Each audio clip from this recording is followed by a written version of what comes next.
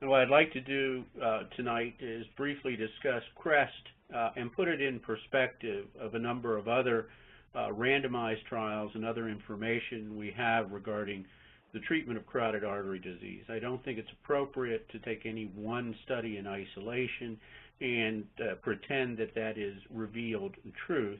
It needs to be put into the whole body of knowledge we have on the subject. Here are my disclosures. I have a number of disclosures to list. However, none of these have any bearing on the topic discussion tonight. Now, we are going to talk about CREST, and as you know, this was a prospective, multi-center, randomized controlled trial with blinded endpoint adjudication that compared endarterectomy and angioplasty and stenting in patients with both symptomatic and asymptomatic stenosis. It was performed at 117 North American sites in the United States and Canada, and the team included a neurologist, interventionalist, surgeon, and research coordinator for each center. The primary endpoints were a composite peri-procedural endpoint of stroke, MI, and death, and then a post-procedural endpoint of ipsilateral stroke up to 4 years. And both stroke and MI were carefully defined as to what would count in regards to these endpoints. Secondary aims of the study were to see if there was any differential efficacy by symptomatic status, gender, or age, to look at restenosis rates, and to look at quality of life and cost effectiveness. Asymptomatic patients with greater than 60% angiographic stenosis or more severe stenosis by other modalities were included, and symptomatic carotid stenosis patients with more than 50% stenosis by angiography, and again, more severe degrees of stenosis by other methods were included. Exclusion criteria were an evolving stroke or a major stroke that was likely to confound the study endpoints, AFib, and MI within the previous 30 days, or unstable angina. We don't know the number of patients assessed, considering the large number of centers and the long time it took to complete the study. We know there were many more patients assessed and treated outside the trial than within the trial. However, that number is not known. 2,522 patients were randomized and nearly equally to angioplasty and stenting or endarterectomy, and there were no significant differences in comorbidities except for a slightly higher incidence of dyslipidemia in the endarterectomy patients. 90% of the endarterectomies were done with general anesthesia, and almost 90% of the angioplasty and stenting patients had aspirin plus another antiplatelet agent before the procedure and continued for at least 4 weeks following the procedure. The study endpoint, the composite endpoint, got most of the press, and this showed that if you looked at this composite endpoint of stroke, death, and MI, there was no statistically significant difference between angioplasty and stenting and endarterectomy, and once again, using the composite at 4 years, no statistically significant difference. There was an interaction effect suggested for age that indicated that younger patients might do better with angioplasty and stenting, and older patients would do better with endarterectomy. If we start to break this down, we begin to see some differences. If we look at stroke as an endpoint, there were almost twice as many strokes in the angioplasty and stenting group as in the endarterectomy group, and that did reach statistical significance. And conversely, if you looked at myocardial infarction, there were about twice as many myocardial infarctions in the endarterectomy group as in the angioplasty and stenting group, and that was also statistically significantly different. If you looked at the results in all patients and simply looked at stroke and death to 4 years, once again, there was a statistically significant benefit for endarterectomy versus angioplasty and stenting in the CREST study. if you looked at symptomatic patients only. And I broke out the symptomatic patients because I think the best recent data suggests that asymptomatic patients should rarely receive interventional therapy, either from surgery or endovascular treatment. And I base this on a number of features. One, some recent studies looking at medical management of stroke, and I would refer to a study by Marquardt et al., published in Stroke in 2010, and then a systematic review by Abbott in Stroke in 2009 showed much lower rates of stroke in asymptomatic patients now than were the case when the ACAS and NACET and European studies were done. Two recent randomized trials, COS, looking at medical management versus revascularization procedure, ECIC bypass, and SAMPRIS, looking at medical management versus endovascular treatment for intracranial stenosis, also showed that the medical management alone results were much better than they were 10 or 15 years ago. So I don't think the historical data on the medical management of stroke can be applied today. So if we look at just the symptomatic patients, and again looking at the composite endpoint of stroke, MI, and death, there's no significant difference either periprocedurally or at 4 years between angioplasty and stenting and endarterectomy. Again, if we look at stroke, there's a statistically significant benefit of endarterectomy over angioplasty and stenting in preventing stroke in the CREST trial in symptomatic patients.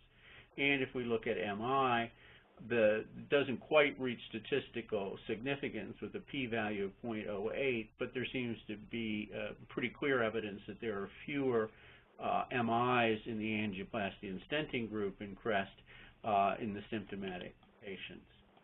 If we look at symptomatic patients, stroke plus death to 4 years, as was the case with all patients, there once again is a significant benefit of endarterectomy versus angioplasty and stenting, with nearly twice as many patients undergoing angioplasty and stenting having a stroke or death at 4 years, as was the case with the endarterectomy group.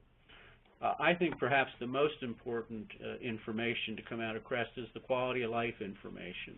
And using the SF-36, a well-validated instrument, both major and minor stroke had a greater effect on physical and mental components of the SF-36 than MI. And because stroke was lower in the endarterectomy group had a superior quality of life outcome compared to the angioplasty and stenting group. And I would suggest that this is really what the patients care about. Another way to look at this data is if we say we're going to look at what outcomes were statistically significantly different, and there were two outcomes that were superior for angioplasty and stenting, MI for all patients and cranial nerve palsy for all patients, and those were the only two.